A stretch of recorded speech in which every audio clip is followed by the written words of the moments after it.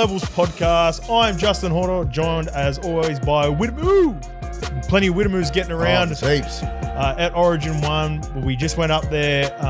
We're going to get into the preview of round 14 OG, and we're also going to touch on Origin, obviously. We're going to review that. Big fella, how you feeling today? You lost the voice. It's, you're sort of just getting it back. There were so many Widdamoo. I think you're screaming Widdamoo too much with the punters in Adelaide. First time I've lost my voice, not self-inflicted. Yeah. I was a bit crook at the start of the week, and it just sort of, I think, the plane ride and all that kind of shit went there. We weren't even on the piss or anything, so it wasn't anything that I've caught before. It's just proper like laryngitis or some shit. So heap of like lemon tea and all that kind of stuff. I didn't even say a word. You know how hard that is for me. All day yesterday and even this morning until now. So and even when you got in the car, you're I was just like, just you keep talking and I'll listen. Yeah. Tell me it's not too bad. It's all right. Tell me what's going on. It sounds good. It sounds good now. You've heap of tea, lemon tea. Oh God. Yeah. All right. We'll obviously get into the review on the show. Big news around the Dragons. Jason Rolls is probably the biggest non-Origin news that's popped up in round 14. Warside breakdown. It broke on the Wednesday, didn't it? It did, yeah. So there's even a part of me that thinks that was a strategy in the sense. So they don't cop too much. Correct.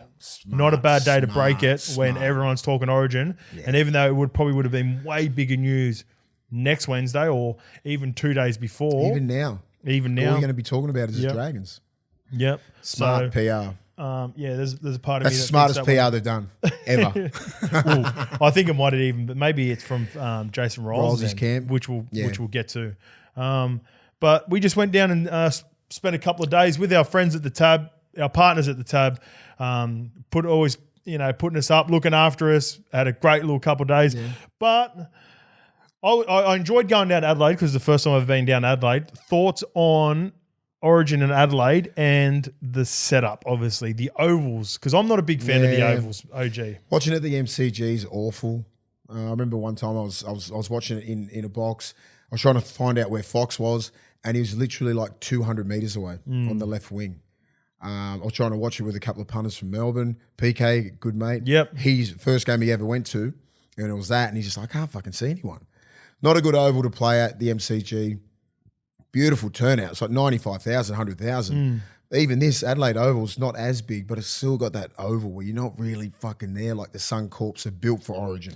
So obviously MCG is so much bigger than Origin. MCG is fucking huge. But I mean, than Adelaide, but it's still like, it's like another 30 metres in circumference. Like it's fucking weird. And I suppose like I felt for guys like Pangai and a few debutants that were debuting, and it's like when I saw the kickoff, I was so fucking pumped, and it was like the crowd didn't know what the fuck was going on. And it wasn't even like it like you take kickoff at Suncorp. Oh, you're taking a fucking kickoff at Suncorp. Yeah. The fucking crowd, and then that whole set of sixes, bang, bang. Even though it was bang, bang, there was nothing from the crowd. Yeah, you know what I mean. So I was like, fuck, that's the only thing they don't understand the little nuances and all that kind of stuff. But they showed up. I'm not sure what the crowd was. Yeah. But they did show up, but they just didn't know when. It did feel like it was close to capacity. When to cheer. Yep. And how to cheer. The bunker. And the bunker, they were all looking at their phones thinking it's going to come on there like a QR code or some shit. Everyone was a little bit rattled like that. But other than that, it's good. It's good to take it to Adelaide, but like, would you prefer? I'm a traditionalist. I like the old school model. Same. 2 in New South Wales, 1 in Queensland. Following year, 2 in Queensland, 1 in New South Wales. At worst, MCG, because we've got a Melbourne Storm. So maybe every 3 or 4 years we take it down to Melbourne because we've got the Melbourne Storm, and probably there would be a lot more support, respectfully to Adelaide and Perth in Melbourne, based off the Storms following than there ever would be in Adelaide. I agree. NWA. I just don't think. And I feel sorry for the Adelaide fans. Like, there's some diehard Rams fans there that we met at the casino, and there's some diehard Western Western Reds. Is that what they were called? Yeah, back in the day. And I feel sorry for those diehard fans that are over there, but there's not many of them. There's not it's not enough to bring our pinnacle best pinnacle of the game, our best product to that city. It brings in revenue of millions of dollars. Like you talk about COVID and how it hit Brisbane and Queensland so fucking hard, and then we just go take our game to Perth, who wouldn't even fucking let us in. You know what I mean? And then like you whinge about that, and when we could have Brisbane, the Origin in Brisbane, that brings in tens of millions of dollars into the economy. Like, fuck, you got to leave it there for a couple of years, I reckon, until they start building it all back. Same as Sydney. Why bring it to Adelaide? All that kind of stuff. I'm like, I'm a traditionalist as well. And Queensland, if you're like Pangai Junior or someone else, so you got to fly all your family down, all this kind of stuff, and it's like, imagine that at Sydney. Yeah, you know, and it was Queensland's choice to bring down because they ran out last, because obviously it was a Queensland. So you get your choice. So New South Wales would have taken it to Perth last year. Yep. And then I think this was Queensland's to take it to Adelaide. So they all get a choice. And it is a money grab. For sure it is. You know, like Adelaide's paying, I'm not sure how much money to the Queensland rugby, to Queensland. And I'm not sure. Because Adelaide put on a heap of big events and this year as well. So they've apparently, like, the Premier's They're all just trying to make money back from COVID because they lost fucking billions. That's true. You know what I mean? But like, so did New South Wales and so did Queensland. And this is our product. Yeah, I agree, mate. I just think take everything else out. Like you said, the one of the best points that you brought up, whether it's PK, your mate watching it at the MCG, their first experience, and even more so the players, Tavita, Walshy, and who else, Huddy Young, like them and their families should be watching the boys play at either New South Wales, Acor. I'd even prefer Allianz. I'd rather they played Allianz because it'd be a way better stadium, way better.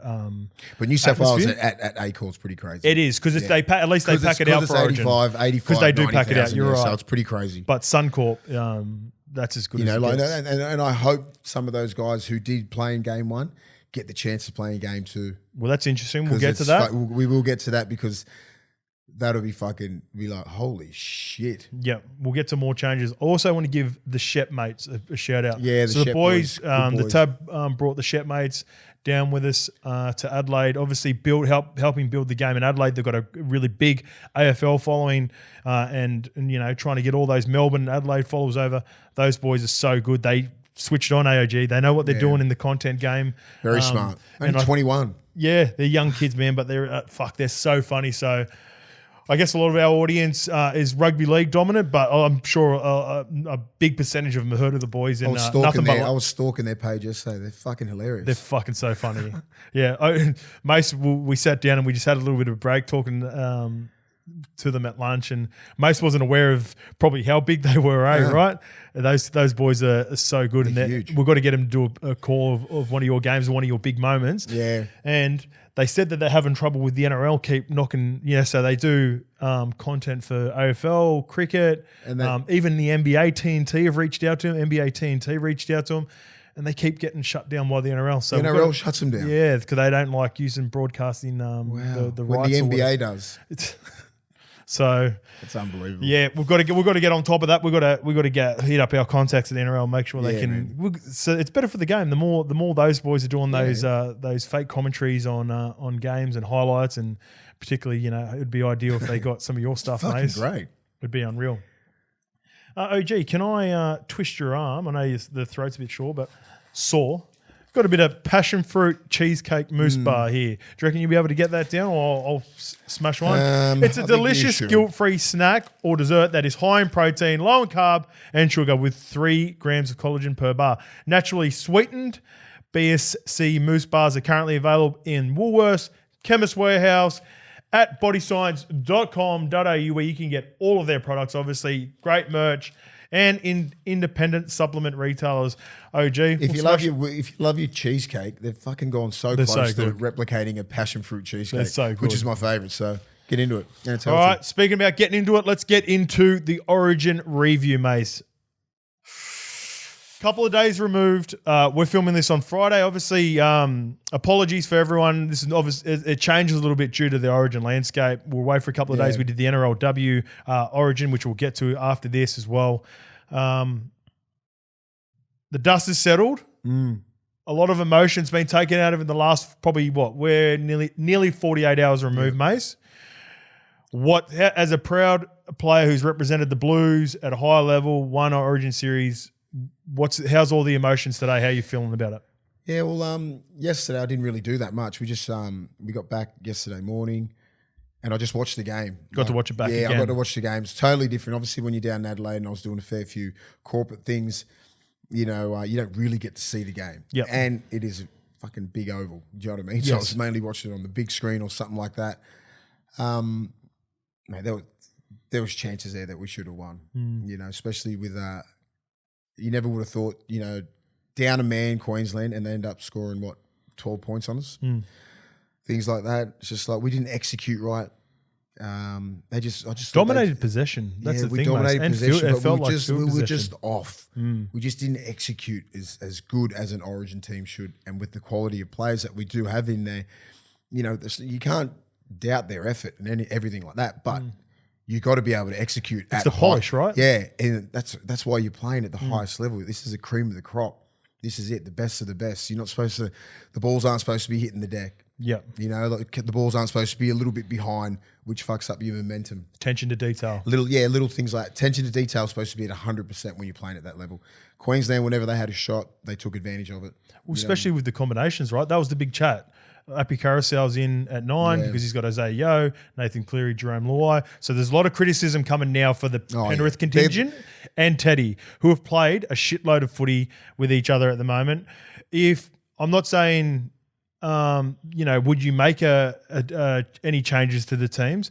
But for New South Wales in particular, is it panic stations or are there any changes that you would consider? I will throw to you a couple of big decisions that are going to be made.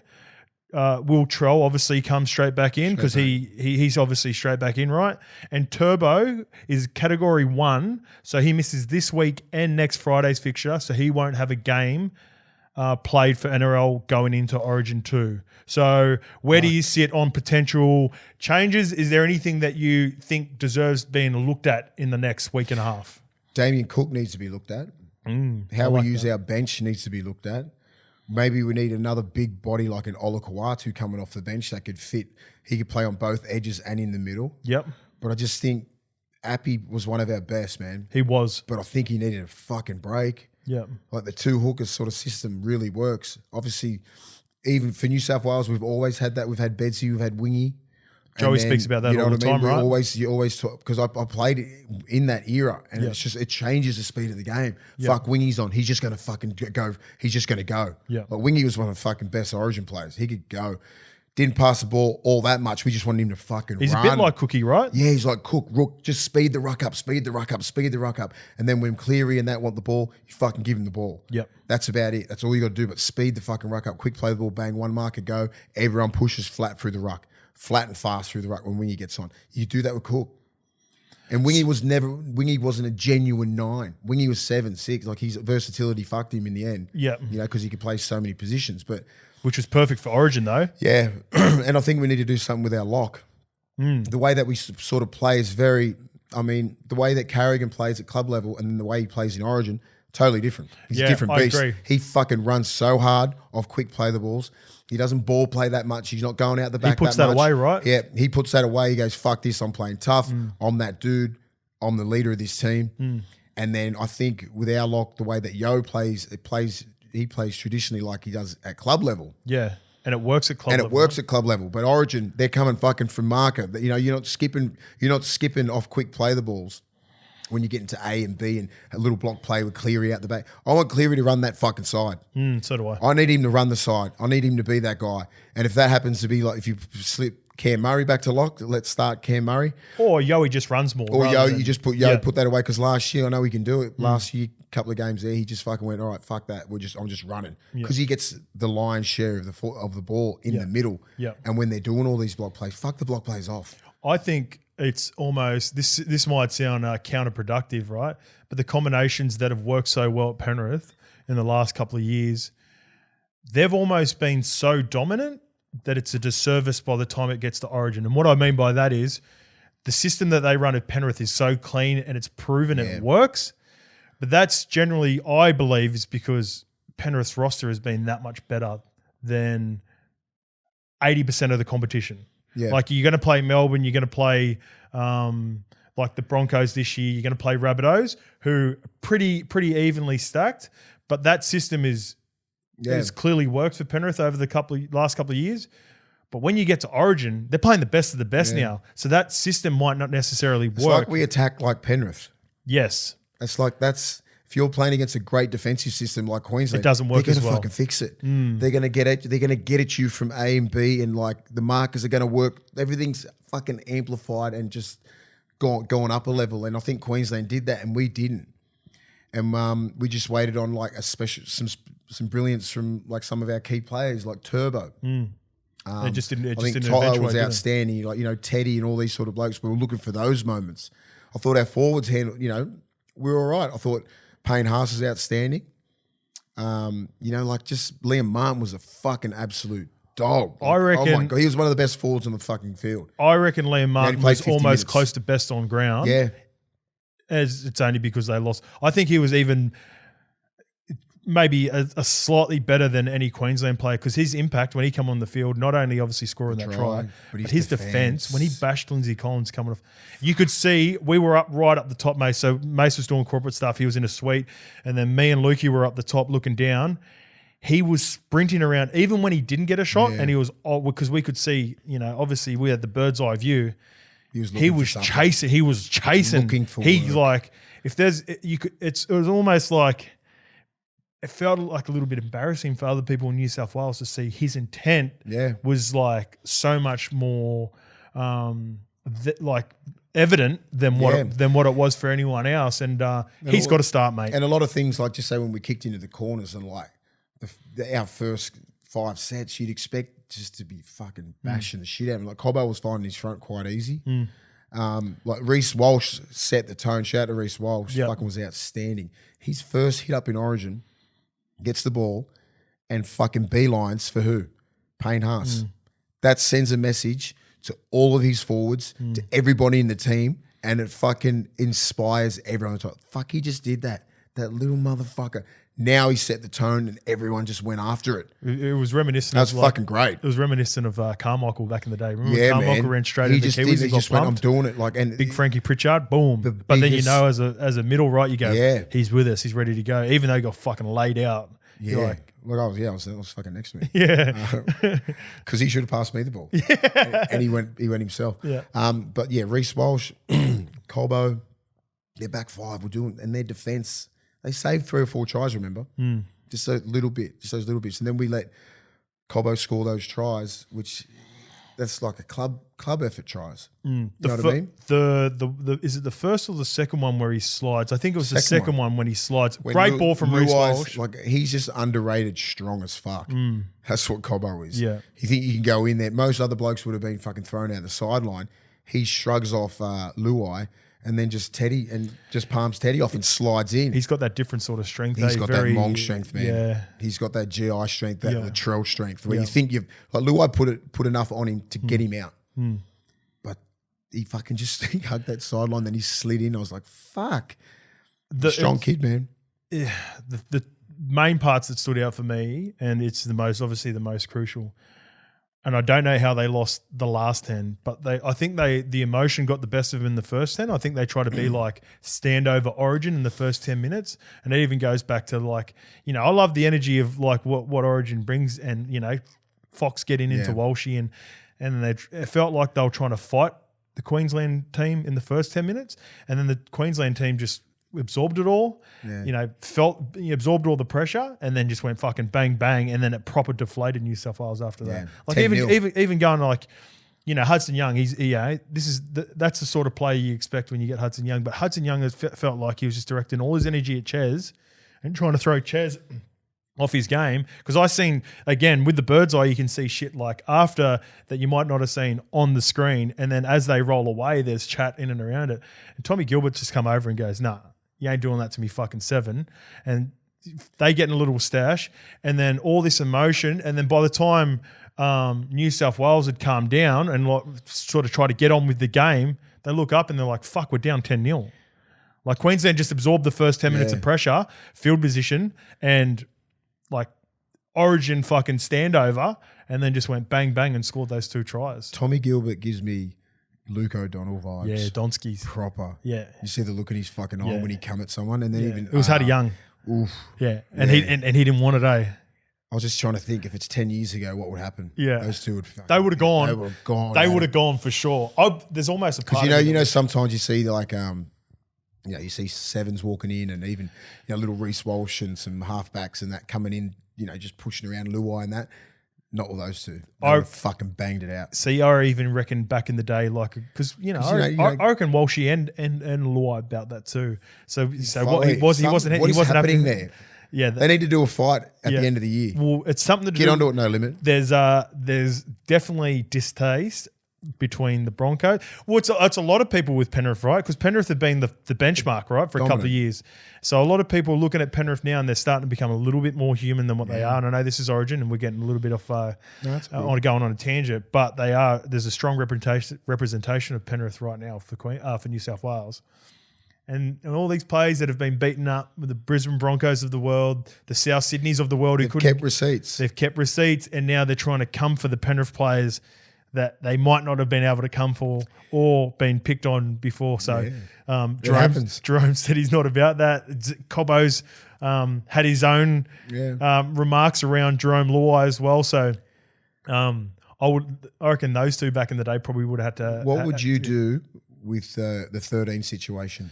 What do you think? Would you leave Yowie there, or would you try and? Because I don't think he's a bench player. He either starts or he's not in the team. Yeah, no, I reckon it was noticeable from watching it. You said it best. Paddy Carrigan didn't play like Paddy Carrigan at the Broncos in that Origin. Paddy Carrigan rolled his sleeves up and just got forward, and you know what it does too. And you know a reason, Mace. And I was watching it. It's because. Whether you agree or not, whether it be New South Wales and I love, Nathan Jerome, it's sort of a knock, but it's not fully intended that way. Ches and Munster have runs on the board at Origin level. Like they've done it now for three or four of the last series in lesser teams where Paddy Carrigan, Reuben Cotter, even Benny Hunt. Like a luxury of having Benny Hunt, starting or coming off the bench with Harry Wright. All those guys could potentially be game winners in their own right, but they've seen now over the last 3 or 4 years, Munster and Cherry Evans get the job done at this level. So it's almost like, all right, there's full trust in that those two guys. Munster, I love, we love the Pres we were talking about before. Puts on that nice little try to start. What did I say in the breakdown with it? Firstly, I nailed the try anytime jam. Left foot, Munster, Hamaso Tabuai. I said, you fucking. Most messages because we weren't sitting together. Jam, congrats to anyone who got on the Hamaso Tabuai Fido tip. But then Munster had a real quiet period in that back and forth, that 60 minutes, right? So Munster was almost opposite to. But he's orchestrating everything just because he's not fucking making line breaks. People don't understand that. Chat, the talk, the defense. He's making a lot of tackles. He's doing his own thing. I'll try and break that first try down where the big Hammer scored. Shout out to Hammer too. I know people are coming at me going, I said, mate, I just thought Latrell didn't play. It was Latrell and Hammer. Like, shut the fuck up. Wait for game 2. But the ball from Ben Hunt to hit Munster on a 15-metre out ball. Yep. And then so he got directly straight at Turbo, right? So the middles usually would try and put pressure on the kicker, right? Attention to detail, like you said before that. The pass is a little bit off. But they would hit him straight on the money. He got straight to Turbo. Turbo's up. That ball Cleary up. Do you know what I mean? And it fucked him. Gone. And then Hammer's like he's got to sink in. Everyone just got caught in their chair, and then that perfect little kick, and the Hammer is fucking quick. But it's just like it was nearly impossible to stop. Yeah. So that's probably on Teddy, that try. Yep, for sure. Because you can't have that's the fullback's job from that spot. Because usually if they get past a certain area on the ground, the 3-man, which would be Cleary, would have to drop back into that. But he got brought up because Munster dug into the line so much because they couldn't. Yeah, he could have went out the back, and the winger can't drop in either because you've got to go pass. So everyone, if you have a look at that one little picture, everyone just stuck going, "Fuck, what do we do?" Because of that fucking ball, because of where Munster situated himself. He was at just say A B. Next minute, boom, he's outside C, and then like you're fucked. The 4-man's already come in because he got inside. Like, it was perfect. Yeah. How to score that try, it was perfect. Yeah. And I caught it perfect too. It's fucking great. So we'll go back. Let's go to Munster. Like, let's anything else you sort of want to touch on with the New South Wales team that you think are concerns? Obviously, the last try where Hammer scored, like, come on, that's just spacings. That was fucking 3-on-3 or 4-on-4. You cannot get smoke like that. Well, again, Munster kicks on the outside, gets to the outside, and crosses so many people in that. You can't give Munster that. Got to shut him down. Like if you're on that right edge, we didn't have people out of position, man. How does he always get away? So how the fuck did he get on the outside, palm that bloke off, and then brings the centre in and bang? You know why? Like everyone's trying to blame Fox. I'm like, Hammer's as fast as fucking Fox. Yeah. You give them an inch, bang. Yeah, that's all they need. You can't do that. And I'm like, your main thing is when Munster's in front of you, if you're like the defensive, I'm not even going to call them out. They know who they are. Fuck, you got to make that tackle. How does he always do it? In big he's a moments? Fucking evasive when he's playing the best of the best. Fucking right palm of his. People, for whatever reason, and it's at every level, and it's not just like, in this occasion, it was Turbo and Nath Cleary on that edge. Or was Nico on at that point? No. I think Nico was on. I think Nico was in that position. Yeah, Nico had come on because Turbo had gone off. The best of the best players, how much fucking video will they do on it? Like leading into it.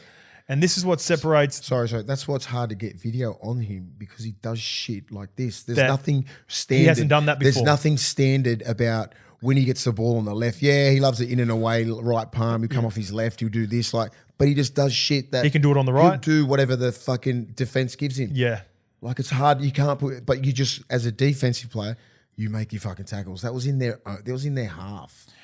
I know. We're and might be a bit biased. I've obviously got got a good relationship with him, and he's still he's right in the middle. But what he's doing right now for Queensland and in big games and big moments and won a couple of comps, he's already getting. He's like he could already be putting himself in conversation for some of the greats in our game, mate. Because especially the last 2 or 3 years, what he's done in that worst Origin team of all time. I know they got the job done with him last year in Game 3 without him, but his first couple of performances were really good. At the end of the day, he'll be in there like when they pick their just their best 17. He's going to be on the bench. You think even on the bench? Yeah. Well, he can't get in front of. You got JT. You're going to have Alfie Langer. You got Cooper Cronk. You got Lockie. Wally Lewis. Wally Lewis. That's what I mean. You got some of the greatest players of all time, and I still think he'll force his way into 17. And he's only halfway. Yeah, he's only at halfway, mate. And if he's keeps because in probably a year's time, I reckon Ches. Shout out to our mate Ches, 20 Origins as well. Yeah, well done, He's mate. been through the fucking wars, not only at club level, but at Origin level. It hasn't always gone to plan. 2017, he found his way out of the Origin team. Benny Hunt comes in for him to pull him back to get back to skipper in some of the most historic wins. But Ches is 34. This is going to be Munster's team in maybe a year's time. Maybe this time next year. I don't think. I think it is his team already. But it is. But in the sense where I was going to say he's probably not skipper material in the sense like probably have Carrigan. Probably doesn't. Skipper. It probably doesn't suit him. But it's his team. Yeah. You don't have to run out first to be your team. Yeah. What do you do if you're New South Wales? All my changes would be because I just think we need Cook because he can speed that ruck up, and I'm not sure what you do with Nico. But if you're going to play him for fucking 10 minutes, why pick him? Yeah. Why pick him? Well, I seen that Freddie said in the depressor of the week. Yeah, it would have been good. We didn't have a depressor. Freddie's one's pretty close. He said, I do agree with this, right? Uppy was going really good, and he was a big part of the revival. I still think his try that they scored was a fucking knock on. Yeah, jeez. Anyway, that's from me. I was like, that's not a try. Yeah. I know Uppy was going well, but the beauty of what you've seen at New South Wales level, and Freddie's been a part of these teams, so he should know it better than anyone. Like, the Badirises and the wing combinations. And even watching it now for Queensland, even if you're not going to play Cookie, at least put Nico on for a spell at 9. Yeah. I know Uppy was playing really well, but Uppy can still have a break, rejuvenate himself, have a more of a break at halftime and come on and ice the game. Whereas, you look at it, he was obviously one of New South Wales' best, but fatigue would have set in that last, 10 to 15 minutes. He would have been involved in more than 50 tackles. I'm not sure about his stats, but he was outstanding, Appy. I think him and Liam Martin were our best. Yep, I agree. But I thought Stephen Crichton was pretty good too. I think Critter was great. That's what I mean. That's going to be a problem too. When Latrell comes back, left centre, and Turbo hasn't played a game, I think they'll be contemplating Nelly playing Critter. I honestly do. He was non-committal Freddie was non-committal in saying what his decision would be around that. For sure, there's going to have to be some sort. There's going to be changes for sure. I think. I hope it's not like ridiculous. I mean, I played 8 years of Origin, and sometimes like we just fucking panic for game 2 because this. I reckon just little things that I reckon. This might be a little bit of a conspiracy theory, but like the game wants New South Wales. The game wanted New South Wales to win game 1. Needed because it's nearly fucking impossible stat wise and everything like that to go up there to Queensland and win game 2. So like someone getting sent for 10 with 12 minutes to go, a couple of little things here and there. Like it was just like fuck. It's set up. We're winning to fucking put them to bed. You know what I mean? So we still didn't get the job done. But whoever gets picked for game 2, fucking embrace it because it's going to be a fucking war. Game 2, it's everything in. And we haven't been in this position. We have not, like the games that I've played, we've always won game 1 in Sydney. We go up to game 2, you have that mentality of like, and we've been pumped in a lot of game 2s up there, which is fucked. But we haven't been in this position where the fucking series could be gone. It could be gone. The series is set. Fuck. The series is set. And this is like, all right, there's a lot of doom and gloom here for New South Wales. Hey. I've had a little play on Trell Mitt to be the player Wally Lewis medal. Yeah. I reckon he's missed last year. He was playing in really good nick for South this year before the injury. I feel like this is set up for a massive, like Trell's pretty much done everything at every level. Like he has. World Cup, Origins, he, if not the best Wally Lewis medal in 2021 behind Turbo. He was definitely number 2. He, in my opinion, 1A, 1B. I thought he was probably better across the board than what Turbo was. I thought Turbo's moments. Anyway, I think this is setting up for a big Trell Mitt, not revival because it's not like he's been down and out, but he's missed now 4 Origin games in a row with injuries. I think he comes back and he could be the difference up in Queensland. I think so too. He's the only one who can make a difference. And he's the perfect villain. Yeah, he's the type of New South Wales villain like you, that shit, like man. Gel. His energy, his he's got mad swag arrogance, too, and his swag, his. He'd be like, just give me early ball. I don't give a fuck that it's 1-0. Yeah. It's almost. I reckon Trell, and he doesn't want to see New South Wales lose, but like looking at that game going, mind you, he's got to come back from his injury first and foremost. He's got to come back. Hopefully the calf's all good. But there's a part of the elite, the competitive side of like a guy like Trell that's sitting there, doesn't mind 1-0. No, he comes back and goes, put the state on me, put it on my back. Let's I reckon go. if you're going to, and if anyone could carry it, it's him. Yeah. Because I just think he's got that ability. I'm like, nothing but respect for Hammer to come out and like to play like he did. Yep. But he's just like ridiculously quick. He's a good defender. He played well, but like he wasn't going up against Latrell. Yeah, and I think Latrell would be on the opposite side anyway, but I just think the presence across the board would make everyone just a couple inches taller. What would you do with the left side back row? Would you change anything in New South Wales? Would you change any of the starters? Yeah, Liam Martin in the heartbeat. Liam Martin's got to play. I reckon he can play 70 easy. 80 easy. Yeah. And 90 if required. Liam Martin has been proven now. Maybe they factor in, once we looked at the teams, you could sort of see where Freddie was going with it. And this is easiest for us to say now. We're in post-mortem. We've seen the results, but Liam Martin has to start. I think. You keep the front row? No, I would say I didn't have Tavita as part of my first team. I sort of understood the reasonings behind it as well. So I would go the way that Liam Martin plays. It's a front row. Yeah, I'd put Jakey. You put him on the edge. I'd put Jakey back in to stiffen him up through the middle. Okay. Yeah. I reckon Jakey doesn't bring that intimidation that Liam Martin does, but Liam Martin's almost become. He's pretty intimidating, man, at the moment. Who, Jakey? No, fucking Liam Martin. No, but you almost halve the field, right? Because when Liam Martin come onto that left edge, they come out of the corner. They come out of the left-hand side of the corner. What do we got? Oh, yeah, here we go. And he fucking killed nearly 3 people. Oh, so SEN League have just posted Matty Johns and Joey were supposed to be on SEN and Joey's turned it down. Joey hasn't come on. He's off me. Joey is refusing to chat to Matty after game 1. Why? Didn't you see how they went at each other about so Matt they do a show on SEN where they talk footy, and Matty was going, we just not as almost sort of said that the Queensland get Origin better than us, and Joey lost his shit. So Joey didn't turn up? So Joey hasn't turned up to this week. That's the best. That's petty. Yeah. Joey's disappointed. You can tell him in Joey's voice. Yeah, I spoke to him. He understands what needs to be done. Someone needs to stand up, and I think Latrell is that dude. All right, before we move on to Queensland, what were you just saying? You're asking. Yeah, so me, when they were coming out the left-hand side corner, playing over to the right, and I'm talking about Queensland. Yeah. They got to a point, Liam Martin pumped Lindsay Collins, and they just went, fuck that. Let's go back left. So I just think you've got it almost halves the field now with Liam Martin. And he's shown that it doesn't matter whether it's the first minute or the 79th minute, he's going to come and try to fucking bash people. Yeah.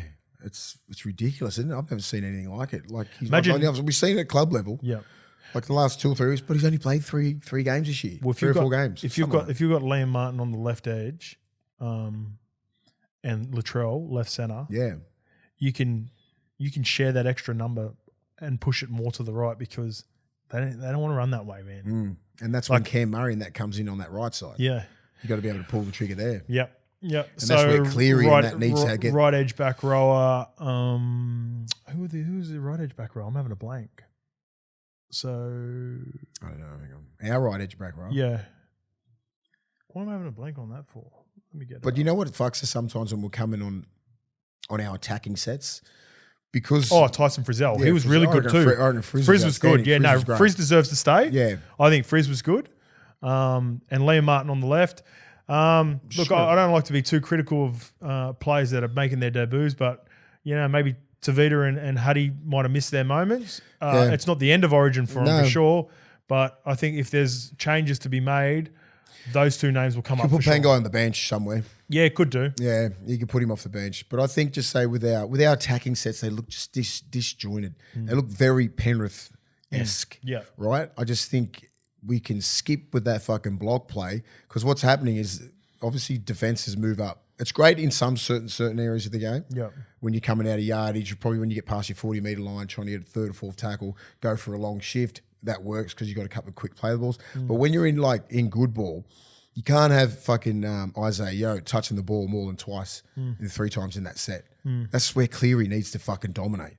He needs to get the ball and show what he can do instead of like Isaiah Yeo boom block play. Because what's happening defensively is they're coming up and they're fucking moving from the inside so good. Yeah. And then we're not getting them on the. That's why they at the end of when someone's nearly scoring, there's fucking 5 people there. Because they're digging too far in the line. Yeah, because they're coming up straight, and then once you go out the back, they're fucking hunting from the inside so hard. So as soon as they get the ball, if anyone hits the inside hole, I mean, Liam Martin hit that great line, but like every time like Frizzell was there, or the other side, and the Cobbo was there, and then the back row would be there, and fucking Cotter's there, and middles are there, like everyone's there. I agree with you, right? So at club level, that shape works because why?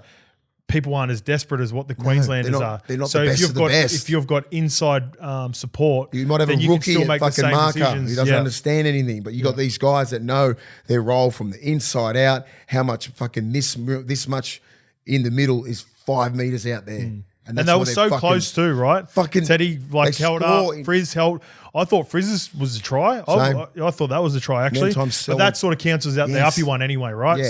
It's not really going to make a different. Well, it could do because you know what momentum's like, but just the little things like that. I just think Cleary should dominate more when it comes down to the attacking sets. Yep. You know, we don't need like Yo's only doing what he's told and he's playing what he's seen in front of him. Yeah. They want Yo to do that kind of stuff because it works. He would Freddie will come on and say that works. You just run the shape exactly. But like as I said, in certain areas, like just say from 40 to 40, it works. Yeah. Because you can go on those long shifts, great plays, try and get A and B sucked in, markers in. 20 to 20, sorry. Yeah, in between the 20s. Yeah. You know, but like once you're getting good ball, 20 in, he's just got to be running those fucking really good lines, stay on the inside of Nath maybe, have block runners, all that kind of stuff, and then fucking like that perfect try when Liam Martin scored was the most basic fucking shape. Yeah. But well executed, all the detail, genuine lines, boom, great ball, all the fucking evasion around the back, everything worked perfect. Yep. Wasn't fucking block for block. That's fucking done. Speaking of perfect, OG, enough of the doom and gloom of the Blues. You can feel the blue energy here at the moment. It's bringing the podcast down. We need the red light therapy. Let's talk about some positives. Queensland team. We said that it was Liam Martin was clear cut for everyone who watched for New South Wales. He was the best. I thought 4 or 5 players could have got man of the match for Queensland. Did get it? Ruben Cotter. Oh, God. What a dog. Proper dog. So many good performances, especially considering the circumstances. 10 down to 12 men, 10 minutes to go, behind on the scoreboard, find a way to do it. We talked glowingly about Munster and a lot of that New South Wales stuff and a little bit about Paddy Carrigan. But what about those two in particular? Paddy Carrigan in the middle and Ruben Cotter ends up having to play right edge after Tom Gilbert does his shoulder after starting in the middle. That's 2 almost historic 80-minute performances now from Ruben Cotter, because you remember Ruben Cotter missed games 2 and 3 last year. He got man of the match that first one, but didn't he? He did. Oh, I think he was maybe man of the match. He did, yeah. Was he? No, 100% he did. He was? He's 2 from 2. He's 2 from 2? Fuck. Carrigan was my man of the match. I watched it yesterday, a little bit more detail on TV. Yep. Just the work that he gets through and how tough these runs were. Some of the runs that they nearly changed the momentum of the game. Yeah, I'm going to try to get some stats up as we go. I think he played the first 40. I know that. Yeah, and it was fucking ridiculous. It was evident to me watching from up top. I was like, there's a different mindset with Paddy in this one, for sure. Played like tough, man. You felt like he was just more, rolling his sleeves up, putting away that drop play that he normally does for Payne Haas at club level, and. I thought Tommy Gilbert's intense. I love Tommy Gilbert, man. He's getting better and better too. Hope his shoulder's not too bad. He dislocated it. Hope there's no ligament damage where he has to get a Rico. So Carrigan's stats are off the chain. Ruben Cotter was just. Let's get him up. I'm trying. I just want to be super annoying to play against. Ruben Cotter. Ruben Cotter, yeah, because he's a little fella, so like he doesn't care. Like guys like Payne Haas and Pangai and all these other blokes who are bigger than him, he gives away about fucking 20 kilos and he still goes at him. What about the late, we talked about it, little late changes, little subtle changes before the game. So they started Tino and Cotter. After, we said there might be some changes. Who else was on? Like, again, I know there wasn't like full highlight packages, but exactly what we're talking about with New South Wales. So 66 minutes, 16 hit-ups, 140 metres and 33 tackles. That's Carrigan. For Paddy Carrigan. That's solid. Benny Hunt and Harry Grant. They don't really like, there wasn't any, there was the Benny Hunt, when there was, I think, was it Tavita's offload where Benny Hunt gets in and knocks it down and gets it back. They just get the job done. And it's fucked, eh? I think the beauty of those two guys, right, is they are those dudes. I think this is the beauty of Queensland. That when they get to Origin, all these guys that are those dudes at club level, like the Ben Hunts, the Harry Grants, like it's the Munster and Harry Grant show. Obviously, they've got Jerome Hughes, who's really important at Melbourne as well. But all these, it's just it feels like they gel better. It feels like the cohesion and the chemistry is so much better at Queensland. Like even a guy like it looked like that in that game. It did, yeah. You know what I mean? In some games, like I think they've always won these tight. In the last 5 years, they've always won these tight ones, or they get blown out. Yeah, that's true. It's very weird, isn't it? Like game 2 last year in Perth was fucking 30 plus. Yeah, it's weird, but when it's a real grind, the series before when New South Wales win, bang bang. But when it's a grind, and you got to go for 80. Like Queensland are better at it. Queensland seem to always get us. Only recently, they always win these tight ones. So it's the way they play. The amount of the players that they've got Origin players. When everyone talks about Origin players, you've always got those Nate Miles. You know what I mean? The Dane Gaggais. They just turn up and they. I thought Murray Talangi was fucking really good too. Yeah, and everyone was saying, don't pick him. You know, like, Gags, 21 Origins. The Hammer, don't pick him. Look what he does. This is almost. Look what he does. Look what the Hammer does. Let me read out some of the stats. So I'm looking at Queensland's team now, and this is what it felt like. This is sometimes I don't like to go to stats, but when stats back up what you're seeing, they didn't have a player that ran over 150 metres. So they had a couple that were the two centres, Hamiso and Val. Carrigan got the most metres, right? Well, I think Hamiso got 147, but he had that big break at the end for like 60 so Carrigan metres. fucking got it. So that's pretty much, Paddy with 140. Caught around 88 metres or something, wasn't it? It felt like New South Wales were dominating possession, and like they dominated from minute 11. It almost felt like, I know there might have been a try just outside of that or whatever, to minute 69. And then Queensland just perfected, like weathered the storm in the first 2 minutes, then went bang, bang and scored some tries. So even though they scored in that period. But then they weathered the storm for like 40 minutes. Yeah. Do you know what I mean? Like it looked like New South Wales had all this ball on their Felt like line. they were just hanging on. Yeah. It was just like, fuck, are we going to score? It didn't look like we were going to score.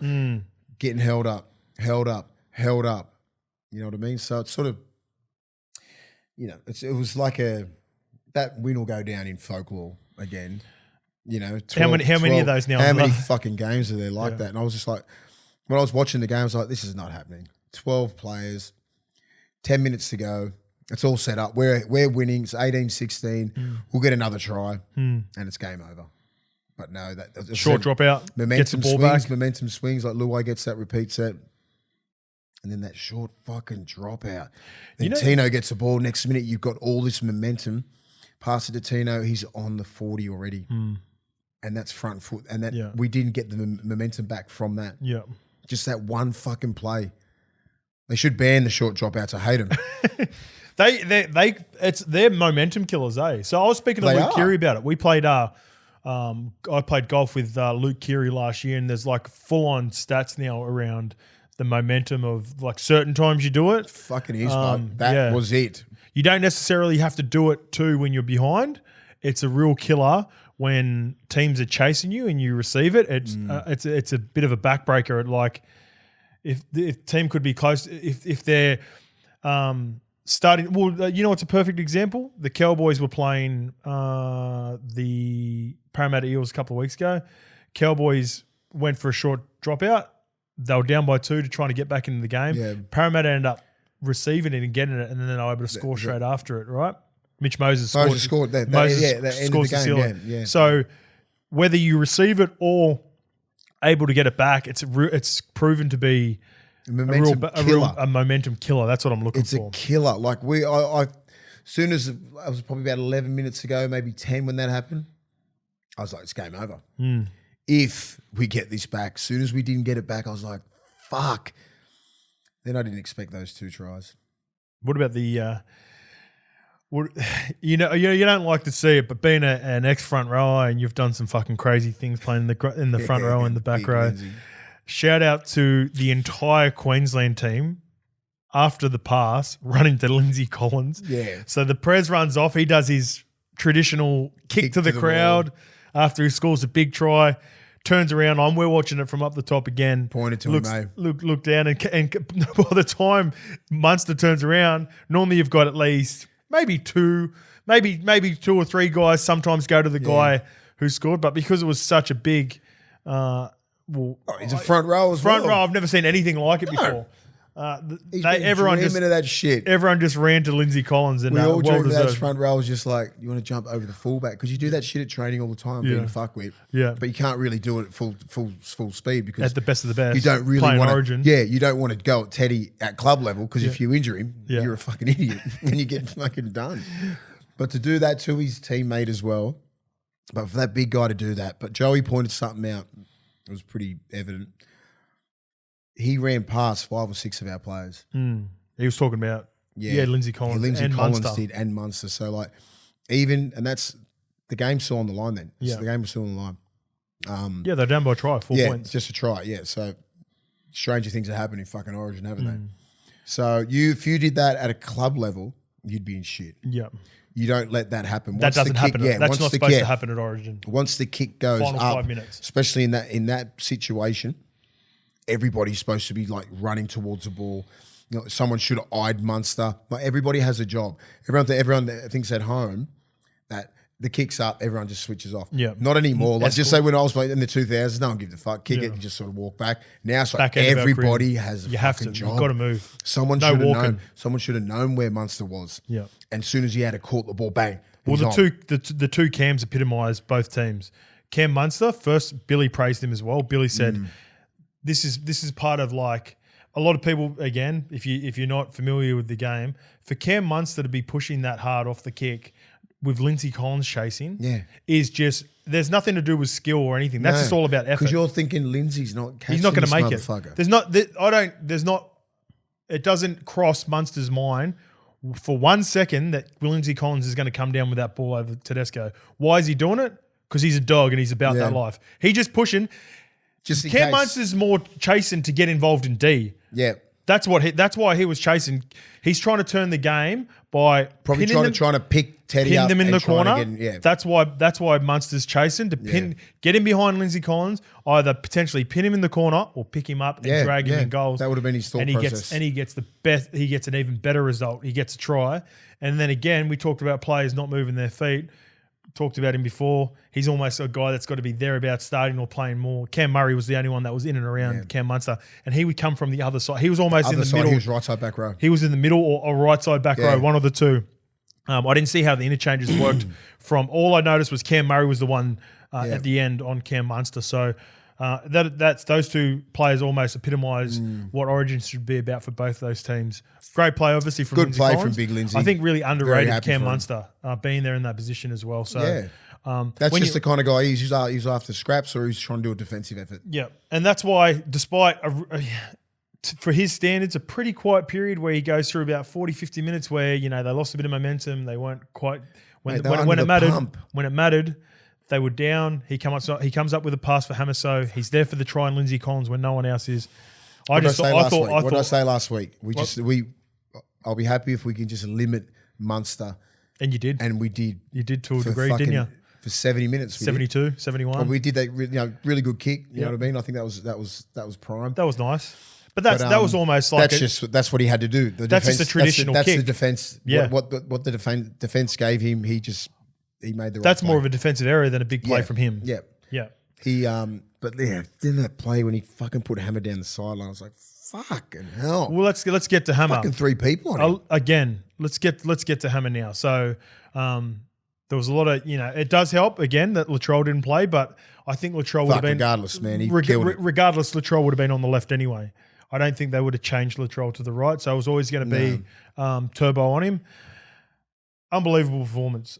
I thought, again, another guy like Ruben Cotter, Paddy Carrigan, Munster, Hamiso. Who else is there? I think there's an argument for about 4 or 5 guys for player of the match in that team. Yeah. And Hamiso, Hamiso was up there.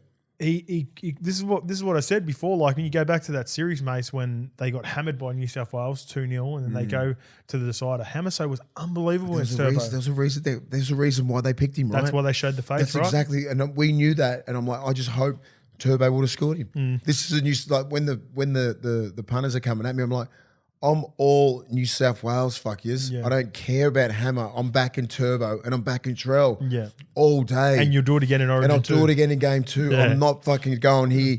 Even if the back of your mind. When I'm trying to review a game, going, fuck, Hammer might school Turbo. Get the fuck out of here. Not a chance in the world. Yeah. I'm all New South Wales and good on you, Hammer. Yeah. But that's fucking game 1. Man, I'm proud of him. That's massive for a young kid like that to do that. Yeah. 2 really good, strong performances. 2 great performances, mate. He's a great kid. He's Hammer. 2 from 2, Hammer. He deserves. Not man of the matches, but 2 from 2 in Origin. He deserves all the adulation he gets, and he deserves it because he's worked his ass off. He went from the Cowboys, not playing hardly anything last year.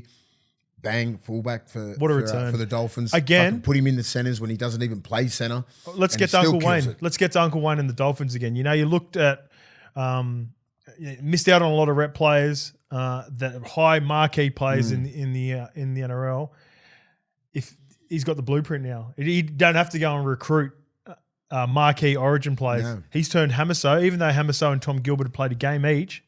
By no means were they locks for this Origin. No, they were both starters now. But they are starters at Origin level now after what they've put together for the Dolphins and what Wayne's been able to do confidence-wise for them. I know Tom Gilbert was unbelievable at the Cowboys last year as well, but he's gone to another level at the Dolphins. He went to another level, in my opinion, even in a short amount of time. Fuck, he was that dude. He was that dude, and he reminds us a bit of the Donsky, right? Luke I'm glad. O'Donnell. I hope a speedy recovery, come back just after Origin. Yeah, because he's got that proper dog in him. Yeah, he loves fucking Origin. He's built for Origin. Wants to fight. Wants that smoke, and like you can see the fucking the amount of chirping out there. You know what I mean? Like fucking Walshy, Carrigan, all these fuckers. I've been on the end of it before, but it's just like it would get to you if you're playing for New South Wales. You know what I mean? Because you're not on the front foot, and then they start getting you when you're like, even at the start when Fox come in on Walsh. Yep. That's a fair play. People need to understand that. In Origin, six again. But it's a free hit. Yeah, in clubland. You're lucky that they're not coming in fucking harder. You know what I mean? You're lucky it's Fox and not Tavita with the first hit. You can come in and fucking hit ribs and everything. Anything but the head. Everyone knows that. Six again at Origin. Yeah, everyone knows that. Yeah. But then you see all the blokes just come pushing in and all that kind of shit. I love it. All right. Speaking of loving it, we'll wrap up with the final sort of biggest decision going into Origin 1, Reece Walsh. Yeah. Didn't have he doesn't have the workload of a guy like Teddy, the opposite number 1, the skipper for New South Wales. But gee, he showed some real class. Really good. Class. They put some pressure on him. They put the ball up into him. He even had the Billy Slater fucking karate kick captain. No, I don't think people understand what Billy used to do around about 2008, 9, 10. Yeah. OJ Grubb. Come up, bus. OJ Grubb, he Bill. kicked Frizz straight in the fucking head. Yeah. And Frizz had to cop it. Yeah.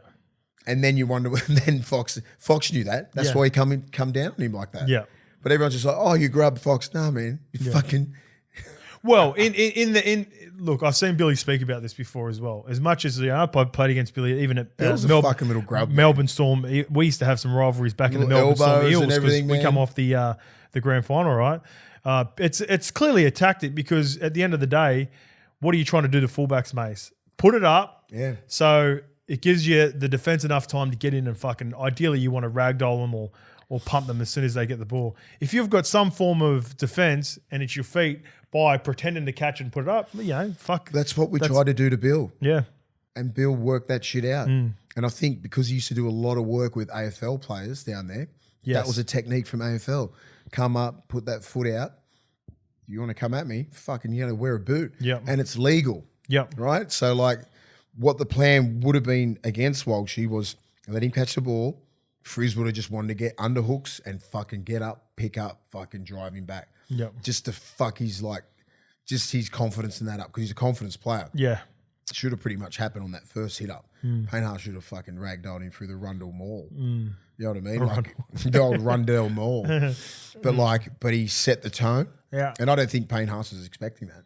No. I reckon Payne was expecting a little bit of footwork. Yeah. But he fucking, he went at him. But that's a little tactic. Yeah. But he's just like class. Nice bit of class. Like a couple of those moves when Cobbo was even involved. Nice little cut-out ball. It's fucking, that's under ridiculous pressure. The beauty of what Queensland are putting together now, right, with getting the runs on the board. Reece Walsh will be there for game 2 and he almost get game 3. He plays the series, mate. You've got Kalen Ponga now in waiting, who is proven, who can do a job. In the halves, you've got Tommy Dearden, who's 19th man, who is proven, got the job done in decider. They've almost got like Dane Guy, who's a proven Origin player. If something happens in the outside backs, because there's a couple of injuries, I think Murray Taulagi and Selwyn Cobbo both didn't finish the game. I can't imagine either of them. I think Cobbo was it's like a leg problem. Yeah, he looked like a leg, whereas Murray Taulagi could have been. He copped his head. Yeah, it was a head knock, so he'll obviously be all right for game 2. But geez, they've got some good depth at the moment. They went through a period there where it looked like it was going to be New South Wales for the next 5 years. Yeah. Now it looks like, even though... broke our spirits? The Wayne Bennett one. Yeah. That one. Yeah. That one got us. Because we were that side. You should have dominated that. But, it's going to be a hard road. Tough couple of weeks. If I'm a New South Wales player, I want to be fucking involved in game 2. Because this could be part of history. we'll get Depends, wrong or right side of history. Well, we're going to get to round 14 preview, and I feel like we've got a few guys that are going to be in for big performances this week. I feel like it's a bad week to be a Dragons player. Just a little quick one. The NRLW Origin as well was on yesterday, Mace. Queensland go 2 in a row. They just get Origin. Even the girls are dominating.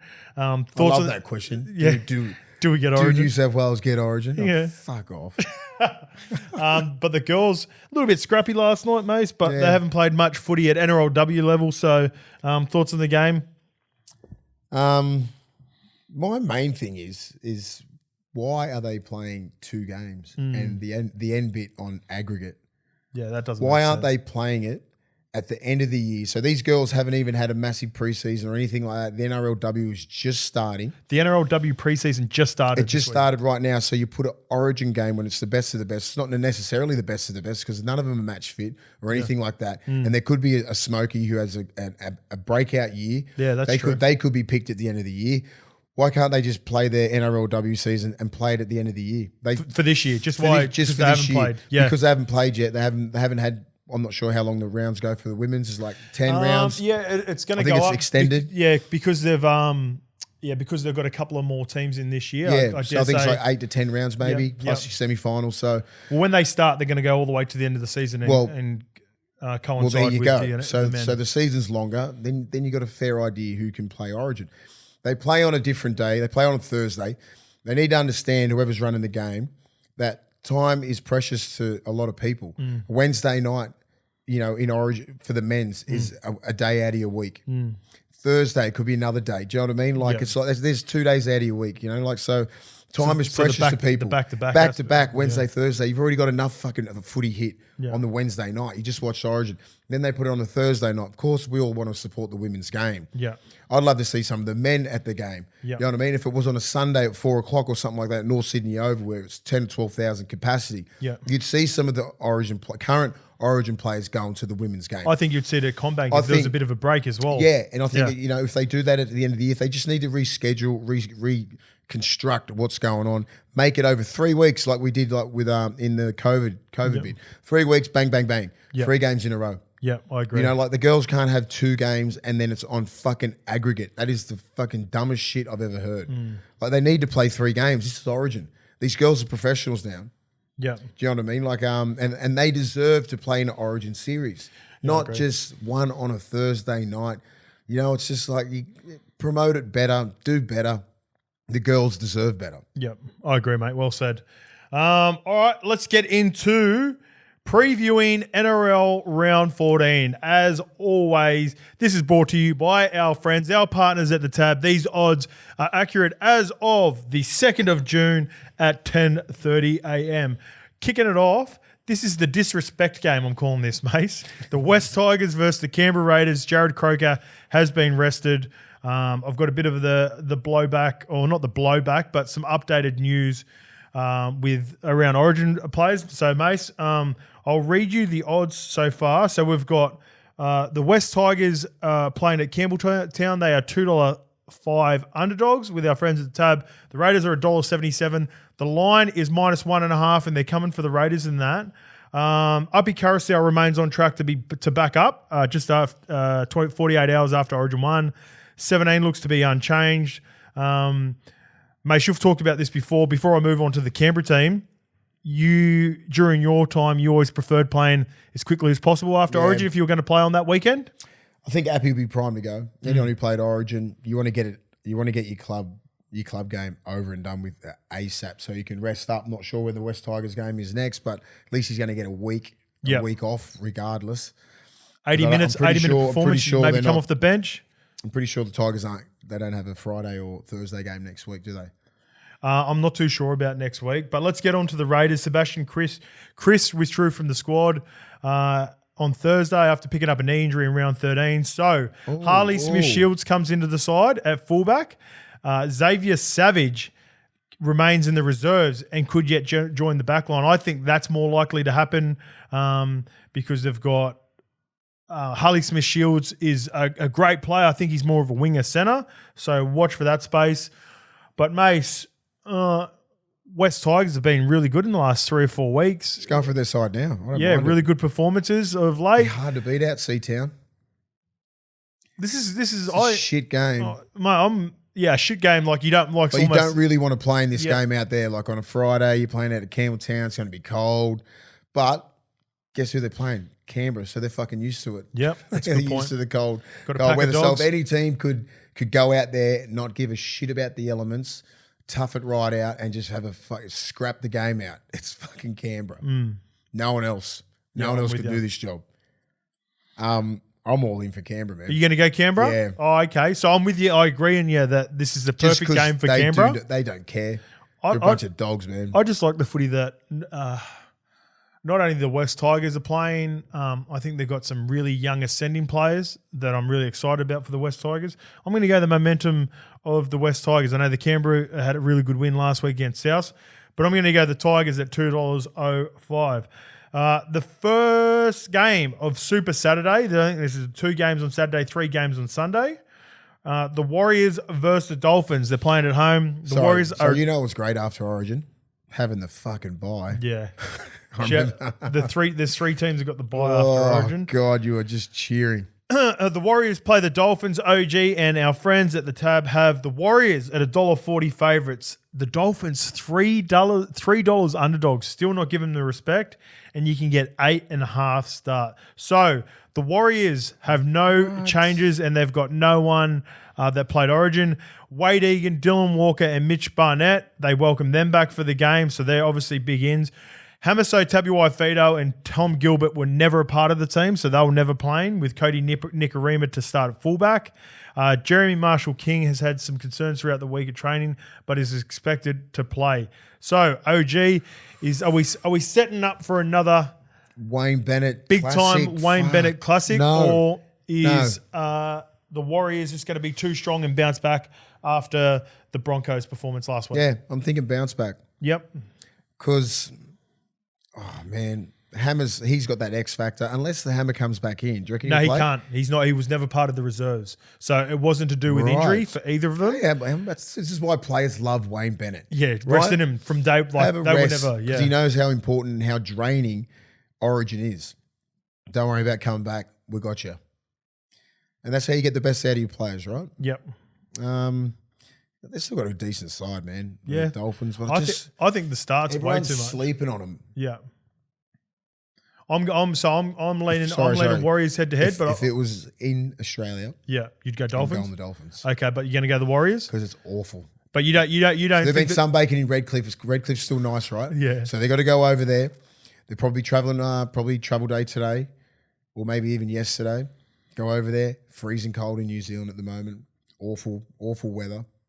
And you got to play on a Saturday night, and I think they're bringing blackout night back. Ooh, okay. Fucking jerseys are blackout. I love that. They never lose on a blackout. Okay. I've played in about 2, and it's fucking scary. Do you think they're going to beat the Dolphins by more than 9 points, though? Yes. You do? Okay. All right, there you go. On. Mace likes the -8.5 about Don't quote me on the blackout, but I do follow the New Zealand Warriors page, and they were advertising the blackout jersey. Okay. And I'm like, ooh, I remember playing in a blackout. Remember Sia Soliola and Ruben went at it? That was blackout. We'll have to message our mate Vintage Jackson over the Warriors doing great things. All right. The 5:30 on Saturday, the Gold Coast Titans versus the South Sydney Rabbitohs. Troll Mitt still out, OG. Yeah, good. I want him out till Origin 2. Oh yeah, it is blackout. Yeah, we got the thumbs up from Lukey. He's got the text straight from Vintage Jackson. He must be watching us live on YouTube. So if you are watching us live on YouTube, make sure you're in the comments. But Gold Coast versus South, Mace. The Gold Coast Titans are $3.10 underdogs at home with the very informed South Sydney Rabbitohs. They still don't have no Troll Mitt. Yeah. Let me get to. But the Titans are expecting both David Fifita and Tino Fasuamalawi to back up after their heroic efforts. David Fifita, he's arrived. Yeah, he has. He has arrived. He fucking killed Origin. Everyone was still questioning him about, busted. Is he tough enough? Is he this? Is he that? He's there. He's a fucking gun. I always thought he was a gun anyway, but like once you start owning Origin, you've arrived. Speaking of guys that arrived, tough dogs, Kieran Foran will be rested, Mace, meaning Jaden Campbell starts in the halves. Hooker Sam Verrills is back in the number 14 jersey, so that's a big in for the Gold Coast Titans. Forwards Cameron Murray and Jai Arrow have been named to back up from Origin, but they've also got a couple other big ins as well. Keon Kaloa-Matangi and Campbell Graham have been named. Keon returned last week. He'll have another game under his belt, and Campbell Graham comes back in with that sternum injury that made him miss last week and Origin. So will South be too good travelling up to Gold Coast? Or I think so, because I'm pretty sure Campbell Graham wants a massive game. Yep. You don't think Cody Walker is thinking, fuck, if I have a man of the match game here, maybe if they're changing the 6. Damien Cook, if he blitzes around the ruck with Tino and Fafita around there and exposes them a little bit, you don't think he's trying to think, I need to be back in that fucking side? Cam Murray's Cam Murray, Jai Arrow's Jai Arrow. Kaloa-Matangi's thinking, fuck, maybe if I string one good dynamic game and blast the fuck out of their middles, I might be in for a run. New South Wales, the big chat is combinations, Penrith combinations. Maybe they got the wrong combination. Maybe it's wrong. Maybe it should be the South Sydney left edge. Maybe it should Cody Walker. Because that is the most Latrell, dangerous left edge. Keon Kaloa-Matangi. He was a part of my original team before he got injured. He's the guy I think will be in for a big game along with Campbell Graham. I like the way you're thinking there, OG. Souths or Gold Coast, OG? South. By more than 9? Fair bit, 13 plus. Okay. I'm going to go an upset. I'm going the Titans. $3.10. I think the emotion might be too much from Trell Mitchell. You're going to go the Titans? I'm just going to go rougher, I'm thinking this is the sort of game that Gold Coast Titans... Don't be surprised if they do win. Yeah. But give me the plus 8.5. Kieran Foran. Oh, shit. Fozzie's out. Yeah, so you got two, like Campbell... and they've been blowing the leads. Little Campbell's a fullback. I'll not get it I'll twisted. stay with it, but I wouldn't be putting any money on it responsibly. Put moving $2 on, each way. Moving on to the last game of Saturday, the Cronulla Sharks versus the Brisbane Broncos. Cronulla are $1.52 favourites, Mace, with the Brisbane Broncos $2.50 underdogs. The line is -5.5. There'll be a fair bit of news around this one. So Nico Hines is obviously set to play after only playing 12 minutes. The return of Sai Sifa Talakai means Connor Tracy drops out, who was really good filling in for him. Selwyn Cobbo battled injury for the Maroons, so there's a pretty good chance he won't be playing. Corey Oates is in the extended squad, so good chance he comes back in. Or Dean Mariner holds on to the spot after he was really good. I think he scored 2 or 3 against the Warriors the week before. It'd be interesting to see if Reece Walsh, Payne Haas and Paddy Carrigan all back up as well, because Tristan Saylor was really good filling in for Reece Walsh as well. But I think all of those players will play, Mace. How do you see this game going? Gone are the days where, just say even when we were playing at the Bulldogs in those great years, they'd fucking... You got asked sometimes if you actually wanted to play, because just say we were playing, just no disrespect to South Sydney back then, in those days, or even like like some teams that weren't that high, and you could probably do the job. I'm coming back in Sonny Bill's a young player. Roy Asatasi's there. Rennie Matua's there. You got myself, Ogre, Bobcat usually in the forwards, Pricey coming back. Roy Asatasi there. You know what I mean? Like, you still got the numbers but we still didn't give a fuck. We wanted to come back and be the best players for the Dogs. But I'm not sure now how it is. I think they will. I think because we had so much confidence in those young kids and to give them starting sort of experience, it worked out better. But now, because you could sort of pretty much say, you could probably win, but we weren't willing to risk that. And I just don't think many teams are as well. Well, I don't think they will. So fucking tight. And yes, that was going to be my point. You've got to be finished top 4. So so important. You've got a team that Brisbane who fell off a cliff last year, so they don't want to lose any momentum this year. All playing, I think. They've got to make the top 4, and a team that can be very dangerous to them at the end of the year. You push Cronulla. If you win this game, and this is why I'm going the Broncos, if you can push Cronulla away from that, I think Cronulla are a bigger threat than a lot of teams that are outside of the top 4 right now. So if you can push them an extra 2 points away from you, I think this is a big performance. I don't look at these teams now and go, they're going to rest Payne. They're going to. I don't think they can. Who butters your bread? I don't think they can. But you know what I mean? Like who pays your bills? Yeah, the fucking club teams do. Yeah, do you know what I mean? So like, there's so much onus back on club football, which is great because and I don't think many clubs are like that. We'll rest you. You know what I mean? We'll rest our stars. No one's like that because they know how tight the race is. Well, that's the beauty of what you said about Uncle Wayne, right? Yeah. He takes the decision away from him. Yeah. He didn't even put them in the extended squad. Yeah, because he cares. I mean, there's a different beast there. Yeah. Different care factor. Broncos. I've got the Broncos. No, Sharks. You're on Sharks. All right. I think it's a big game for the Broncos. I think that second, third day soreness you're going to be waking up on Saturday going, is that Sunday or Saturday? Saturday night. You are fucking sore. You are sore. You're probably a little bit sore. You're sore as fuck today. You massage and be doing fucking anything you can. Hyperbarics, fucking saunas, everything you can do just to get on that field. So they'll be sore. They'll be good, the Broncos. I just think, Cronulla haven't. It's going to be a cracker. Cronulla haven't been beaten up. No.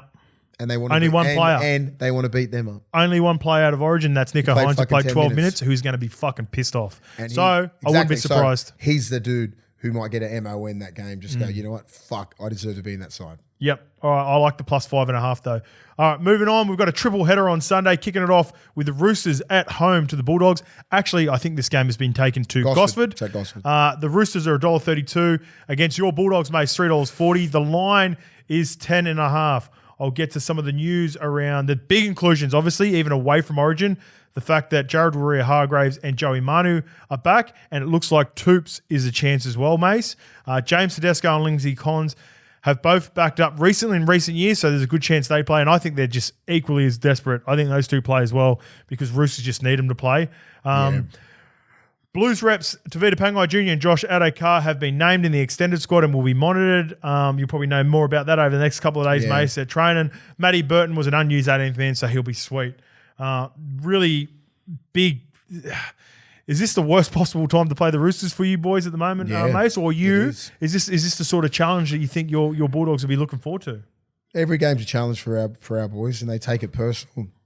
There's obviously a lot of history between Roosters and Bulldogs, and you always want to win these games. For us to go on a run and to set ourselves up for a late run, we need to win this game. And the Roosters, they're not playing that good. They're showing a little bit of vulnerability, aren't they? They're very vulnerable, but they're only that one game away. We don't want to be that game away. So we just come out, look after our own backyard, play as hard as we can as we usually do, and get the result. No cheese as well for the Roosters. That's big out. He's still sort of struggling a little bit to find his way in that team, but still it's a big loss because he was playing a little bit more 13. So a couple of vets back will really stiffen him up, but they're there for the taking. I'm going to go the Roosters, Mace, but I'm going to go you boys +10.5. There's no way they blow you out. This Roosters team just haven't shown me that they're capable of that. I think it's going to be a close one. They just get you. We just don't want to be that team where the Roosters start picking up momentum from. And that's what they are. That's the sort of team they are because they've got all those players there that they're pretty stacked. Look at their bench. Have a look. Yep. Nathan Brown, Angus, and Lodge. Yep. Decent players. And Hutchison. But they still just haven't put that on the field. They just haven't. It's easier said than done. Yes. Easier said than done. At the moment, those are just names on the bench. They haven't performed like that this year. Kiri and Manu haven't clicked. Yep. I think it's probably better seeing Manu at 6 than at 4 or at 1. Moving on to the second game of Sunday, the North Queensland Cowboys are at home to the Melbourne Storm. $2.70 underdogs up in North Queensland, Mace. $1.47 about the Melbourne Storm. The line is +6.5 about the Cowboys. So, again, more news coming out for the Cowboys. Jason Tomalolo is listed amongst the reserves. He was the reserves last week, so there's a pretty good chance he must be close, Mace. Therefore, that would see Jake Granville drop back to the bench. Val Holmes is the most likely player of the Cowboys Origin trio, who featured on the night. Ruben Cotter played big minutes, out of position, will need to be monitored. 80 minutes. Murray Taulagi head knock was taken off late, so I don't think he plays Tommy Dearden just like Matty Burton. He'll be sweet to play as 18th man.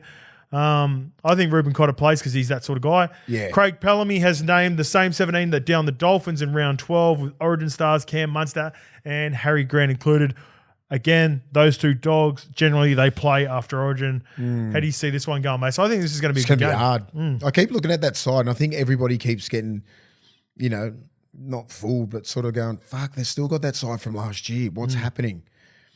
Yeah, they're just not gelling. I'm going to go the Storm.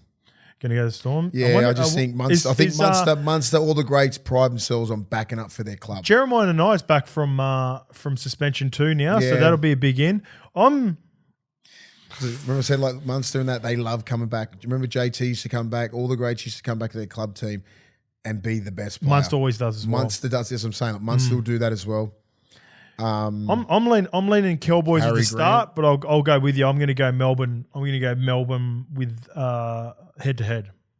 Bit of Munster magic right at the death. Last game of the round, Penrith Panthers at home to St George Illawarra Dragons. It is a bad week to be the Dragons.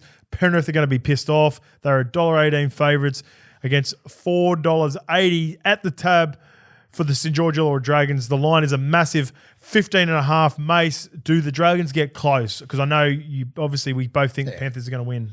I think they're decent. But Moses Mboy's not even in the 17. Yeah. Are they fucking serious? Yeah, he's not in their best 17. He's a good Mr. Fix-It as the 14th, right? Yeah, but like that's where they're going. They're putting Sullivan ahead of him, so that's pretty fucked. Yeah, they don't get anywhere near Penrith. You got some blokes here that are like Dylan Edwards. Yeah. And remember last year when New South Wales got beaten in Origin, they played Newcastle the next week, went up to Newcastle and absolutely rinsed them like 30 or 40. So they'll take that loss personally because you got a fair, you got Toto Luai, Cleary. Fair bit of rest until all the way 6:15 on Sunday night too. Isaiah, yeah, they should be nearly fully recovered. But I'm thinking Dylan Edwards is looking like I need a career best game. Do you think there's genuine pressure under Teddy from within New South Wales? I don't think there is. Not from within. Yeah. Not from within. It's just the media. External pressure. It's fans, mate. I go on and look at comments and that. Have a look at the Daily Telegraph. NRL, KO, like all fucking Fox Leagues or whatever. Even some comments in our, I get people messages about Teddy all the time. There's genuine pressure externally. So I'm looking at the Origin Telegraph Sport. Expert rating, they gave Teddy a 4. Who's the expert? Who is the expert? Average fan rating, 2.5. Like, in saying that, what the fuck are you talking about? Yeah, so that fans, there you go, right? Fans is the most alarming one. Do we give a fuck about what the fans picking the Origin? Have they ever played in an Origin game? Yeah, but have they ever been coached by? Saying that, so like we're taking the piss out of the fans and the experts here. What sort of rating would you give Teddy on 6? That? I think about 5.5, 6. 6.5, 7. Which is too low for Teddy. What's the thing we always say about Teddy? He never gives you lower than a 7 or an 8. Yeah. You know, he's almost an 8 and a 9 every game. So the fact that we both agree that he's more around a 5.5 to 6. Tommy, what would you give him? Same. Tommy's the expert gave him 4. Yeah, he'd be around a 6 for me as well. 3 point average fan rating 3.5. Yeah. So I suppose when you said they're coming from, but the thing is, this is why the expert rating or fan rating is low, is because when you give 9s, 8s and 9s every game that you play, when it's not to that standard, that's true. That's why you judge to that standard. You judge to the standard that you're held at. So those two players in the last 5 years have never given a bad performance. I guess this is why it stands out then, right? Well, this is why the fans start coming from. That's why the fans and whoever the expert is given them 4. You don't give those guys 4. Any person who steps out in that Origin field and doesn't properly fuck up, which those two didn't. Yeah. Like Lindsay Collins is 6'5", he jumped over top of him. Yeah. It wasn't a lack of effort. So like I think he deserves minimum 6.5, 7 for both those guys. Turbo didn't do anything wrong. Speaking of 7s, let's get for the Grateful 7 of this week. 7 games. Let's wrap it up. Chasing the Grateful 7. 3 teams on the bye. You'll know who they are. So let's kick it off. Leg 1, West Tigers versus the Canberra Raiders. I'm going to go, look at the green lights coming in with our friends at the tab. Let's kick that off again because I'm feeling the energy that's coming with our friends at the tab. Chasing the Grateful 7. Leg 1, Matty Tomoko, $2.50 against the West Tigers on Friday night. First game of Saturday. The Warriors against Dolphins, we talked about him last week or in the preview this week. Jermaine Asako has been arguably the form winger of the competition this week. He's paying $2 at the tab. Game 2, we've got David Fafita, Gold Coast versus South Sydney. He was unbelievable in Origin, even though he copped a little knock. Hopefully he plays. Solid knock too, wasn't it? It was, and he went off. He got his HIA come back on and was really good. $3.50 about David Fafita. Revenge game, 12 minutes only. Cronulla at home, Brisbane Broncos. I'm going to go Nico Hines, I think. Sorry, what if David Fafita's ruled out game day? Then it gets voided, so we end up coming back to 6, so that's fine. Nicholas Hines, only played 12 minutes. He'll be right, Mace. $3.70 with our friends at the tab against the Brisbane Broncos. The little general in the middle, Sydney Roosters versus the Bulldogs. Mace, I'm going to go Kiri in this game. I think this is a game, there's so many question marks around the Roosters. And it's around the spine. This is a big game for him to step up. for the North Queensland Cowboys versus Melbourne Storm. Although I'm leaning towards the Cowboys with the points, I still think Melbourne Storm will win. Give me Juzzy Olam anytime at $2.30. And the last game, he's just been scoring for fun. He's a guy that hasn't been affected by Origin. One of the few that hasn't been affected from Origin at Penrith Panthers. Sanua Taruva, $1.65 to wrap it up. So a nice little gimme at the end. If we can get through those first 6, I feel very confident in Taruva scoring not only one, maybe a couple. Okay, let's move on to the Levels Punters Club Bets Friends channel special. So a little bit different this week. We're going margins. So this week, there is a combined winning margin of 30 plus for both the Panthers and the Roosters. So can the Roosters and the Panthers get together and combine for more than 30 plus against their respective teams, the Bulldogs and the Dragons? I think, this is why I love this bet, and our friends at Tab have been very generous. I think the Panthers can do this 30 plus by themselves against the Dragons. I think they've got a point to prove. I think they're really going to put it on the Dragons in the last game of the round. You can get a winning margin of Panthers and Roosters combined for $2.50 from the traders with a max bet, not a 25 this week, $50. So that's almost like a nice little double up, respectfully, responsibly, to finish off the week at our friends at the Tab. So again, Mace, we just want everyone to know to be playing safe during this footy season. So please keep front of mind, what are you really gambling with? And if you need free and confidential support, call 1-800-858-858 or visit gamblinghelponline.org.au. Mace, thanks for getting through this, bro. Go home and rest the voice now for next week. Enjoy the footy, and we'll be back for a review next week. All right. See you guys.